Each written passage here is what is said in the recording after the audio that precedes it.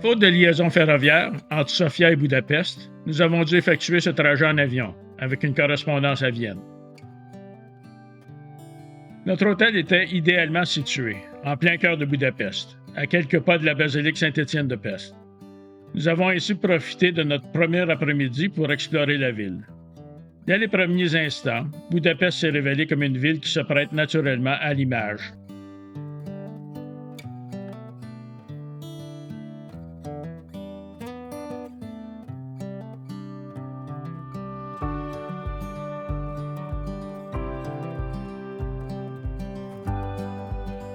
Pour notre première journée complète en Hongrie, nous avons quitté la capitale afin d'explorer ses environs.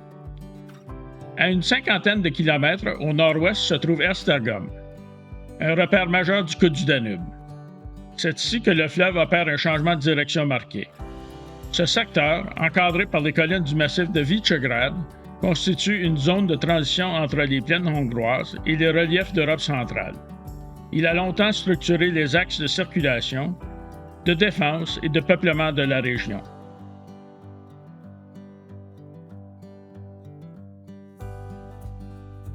À l'est d'Esztergom, Visegrad occupe une position centrale dans la courbure du Danube.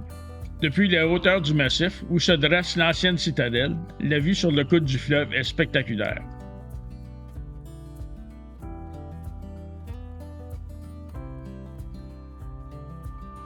Sur le chemin du retour, nous avons fait une halte à Szentendre. La ville abrite notamment le musée du Massepain, un lieu insolite qui propose une visite originale.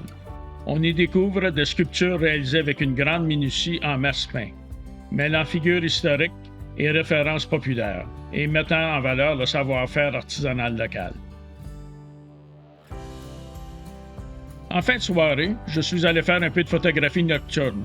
De tous les endroits que j'ai visités sur la planète, et j'en ai visité quelques-uns, je n'ai jamais vu une ville qui éblouit comme Budapest à la noirceur. La vue est spectaculaire.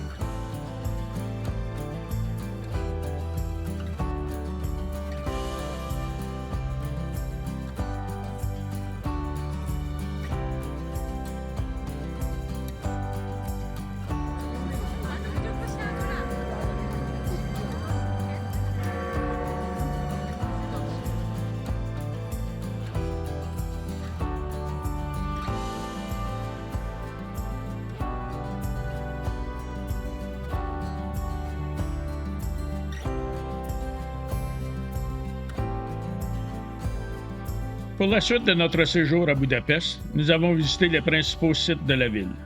Depuis la colline du château de Buda, la vue sur Pest est incroyable. L'architecture du Parlement hongrois s'impose par son caractère majestueux. À l'intérieur, comme à la basilique Saint-Étienne et à l'Opéra d'État hongrois, les espaces se distinguent par leur allure monumentale.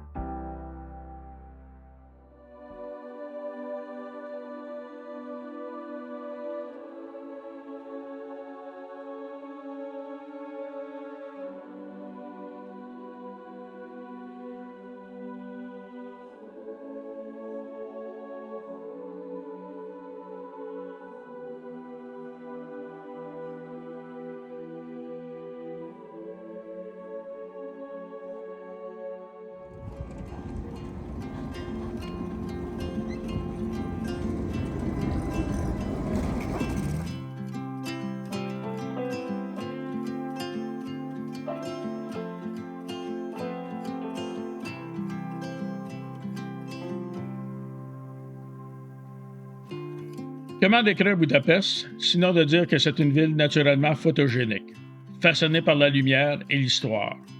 Nous avons bien aimé notre séjour à Budapest. Budapest nous a offert une expérience mémorable. Il était maintenant le temps de quitter en direction de Bratislava, en Slovaquie.